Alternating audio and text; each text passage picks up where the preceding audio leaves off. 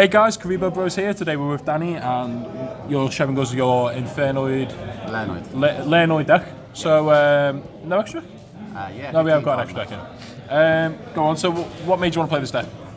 It was originally made for last format where Orcus was really strong along with Thunder Dragon and Sky Striker, because using Lair you can really out their boards quite well, but it's really good against Spiral and in specific Sleeper as well, because at the moment people are playing the Extravagance build of Spiral, so if you can manage to get Lair of Darkness off or like bait out their Sleeper by using the Avoid Imagination, you can then use Lair of Darkness to tribute their Sleeper, and all you've got to get over is a really weak Appaloosa, so it's got quite a strong matchup. Sounds. Walk us through your deck and just explain the ratios, etc. So, 3 copies of Decatron. All the way around. Okay. Decatron is like your Lunar Light Kaleido chick of the deck. It's level 1, sends any Infernoids from deck to graveyard, and you can copy its name and effects.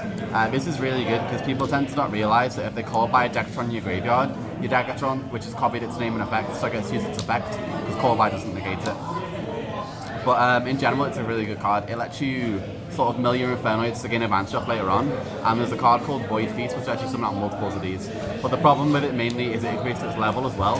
And Infernoids coming out is based on you having level 8 or lower monsters on the field. Obviously, link monsters circumvent that a lot, but it becomes quite difficult sometimes, especially with the level restrictions. So 3 copies of Decatron is the search of the deck.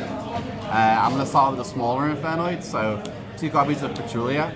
All Infernoids, all the smaller ones during your opponent's turn, contribute 1 monster to banish 1 card in your opponent's graveyards, and they'll have their own specific niches. So Petulia lets you pop a card in the field, but it can't attack that turn. So in 2 copies of this, and to summon it, you have to banish 1 Infernoid from your graveyard. You have to summon it from your hand, so. And the next 2 copies of Antra.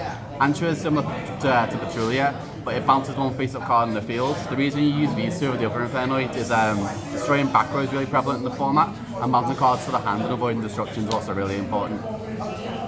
So yeah, all the smaller Infernoids, you summon from your hand by banishing 1 from your graveyard. And they all share the same tribute 1 to banish from graveyard effect. 1 copy of Harmodic. Harmodic's the same. It's a niche monster effect, it's pop a monster on the field, and it can't attack that turn. Onto the bigger Infernoids, 1 copy of Atondel. All your bigger noids can be summoned from hand or graveyard, by banishing 2 from either your hand or graveyard. So you can banish 1 from hand, 1 from graveyard, 2 from graveyard, summon them. Atondel's niche is that when it attacks, they can get another attack in that turn. And during either player's turn, all the bigger Infernoids contribute 1 monster to banish 1 card from the graveyard. That comes in play later on. 1 copy of Sujet. Sujet's niche is when it attacks, it can banish 1 card from your opponent's extra deck, but they choose. But the level of Sujet comes important for one of the combos later. Not combos, but activations. 2 copies of DBRT. DBRT requires 3 monsters to be banished from the graveyard to summon it, but it's a heavy Storm Duster. Storm Duster, so it destroys all on drops on field except Voids. And it can, like on field effect, it can tribute 1 monster to negate a monster effect. Onuku is the same as DBRT, except it destroys all monsters on the field, and it negates spell and trap effects by tributing a monster. Cytimus is banished 2 to summon it from your hand or graveyard. This is, in my opinion, the best Infernoid. It can, during either player's turn, tribute 1 monster to banish a card from the graveyard. At the end of the battle phase, it's a mini evenly match, so you can manage 1 card in the field. Onto spells, 3 copies of Plot of Extravagance. You can afford some extra deck space, and this is probably the best card in the game right now, just for like drawing cards and getting an advantage now that the Mize is gone. It's why most decks are running this, just to get free draw power. 3 Void Management, the best Infernoid card in the deck. You can discard 1 card from your hand while this is active to add any Void spell trap from your deck to your hand. Once we get the new Void Calamity, this becomes insane, but so right now this is like still the best card in the deck, because you can like use it, and if they ash it next turn you can just use it again and have whatever pieces you needed before. 3 copy of Imagination. It's basically the original Sudol Fusion. If you control an extra monster, you can send up to 6 Inferno monsters from your deck, and you can fusion some more of your Inferno guys. The only Inferno fusion is Inferno Tiara though. 3 copies of Lair of Darkness. Lair of Darkness is absolutely insane. You can tribute to any of your like opponent's monsters for your Infernoid's effects, either on your turn or your opponent's turn, and it lets you out stupid problem cards. It used to just destroy Colossus, now it's used to out Sleepers, banish targets of rescue with Spiral monsters. It can be used to fuck with Mech Knight zones, it's really good. 1 copy of Terraforming for Lair of Darkness. 3 copies of Monster Gate. Lair of Darkness, Monster Gate. as long as you don't mill Decatron on the first few monsters, is usually just an auto win. Yeah. Like your opponent can't play through getting their resources tributed to trigger your card. One copy of Reasoning, same theory as Monstergate, except it's a lot worse. 9 times out of 10, it's just like a mill 5 cards. But it's the occasional blowout game where you mill 10 cards off Reason and just win. 3 Super Poly. Another leash of Layer of Darkness is it makes all monsters on the field dark. So if your opponent controls 2 to 3 monsters, you can summon Starman and Fusion Dragon, or in certain cases you could summon the new Predaplant Fusion guy, which I opt not to run. 1 copy of Void Feast. Void Feast lets you send an Infernoid spell or trap from a Void spell or trap from your field to the graveyard, and you can special summon Infernoid monsters from your deck up to a level of 8, ignoring the summoning conditions. So 9 times out of 10, what you'll want to do is use Imagination, discard an Infernoid from your hand to add this, and during your opponent's draw phase or retroactive to your opponent, you summon from your deck 2 copies of Decatron and 1 copy of Sajet, and doing that, you get 3 monsters on board, and the Decatrons become either 2 monster negates or 2 spell and trap negates, or 1 monster, 1 spell trap negates, and you get 6 monsters active in total, so you can take your opponent next turn. This is a power card. If you resolve this, like 9 out of 10 games you just win.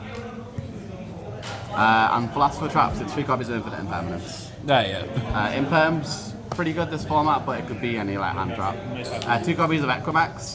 So Equimax is stupid in this deck. Equimax gains attack equal to the monsters it points to. So you get like 2 Infernoid guys on the field plus Equimax, and then you can attack once of Equimax, and then tribute the Equimax, which gains attack for the other Infernoid guys, so they can attack as well. So you get like a 9k link free for no reason. 1 copy of Unicorn. Unicorn outs problem cards, and it's also important for Masquerena if you want to make the Masquerena play during your opponent's turn, but it can also be used with Extravagance. If you banish your Masquerena, you just make Unicorn plus 2 Infernoids to make Equimax, so Equimax requires a link monster. IP is just standard way. 1 copy of Omega. Omega's important because when you summon out Tierra, you can send 3 cards from your extra to the graveyard, so you can send Omega from your extra to the graveyard to recycle your resources. 3 Starving Venom. Obviously with Layer of Darkness Super Poly, this card's completely fucking insane, and you want to max out on it so you don't banish it off Extravagance. I was playing the like Link 3 Guard Dragon guy, but when you realise that Spirals aren't going to put 3 Link monsters on the field, it becomes irrelevant, so this is usually just better. 1 Mud Dragon. Mainly Spiral matchup, but it's good against generic stuff, which leads to the same matchup on the field. 3 copies of Tiara. Tiara is absolutely stupid. You use Imagination to summon Tiara. Tiara mills 3 cards from the graveyard and sends 3 cards from next to the graveyard. So you use Tiara's effect. Don't show your opponent, wait till they've shown you theirs. They send 3 resources, you friend 3 Natis, or 2 Natis, 1 Omega, and you can pop 3 cards on the field. So to circumvent the Infernoid layer restriction, you send your Tiara to the graveyard and 2 of your opponent's cards for no reason with Natis. Yeah, I'll just put that card down a sec so people can get a look at it. There you go. There we are. Yep.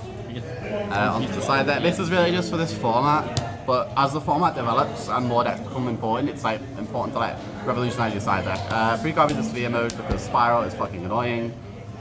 3 copies of Denko.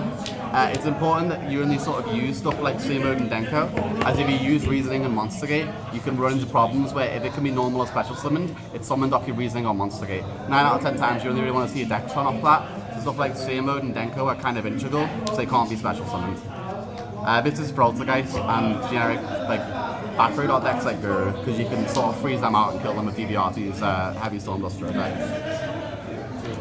Twin Vistas, these should be self-explanatory, but the Infernoids you discard off of Twin Vista to pay the cost, you can just summon back from your graveyard, so you 9 out of 10 times gain advantage just from using it.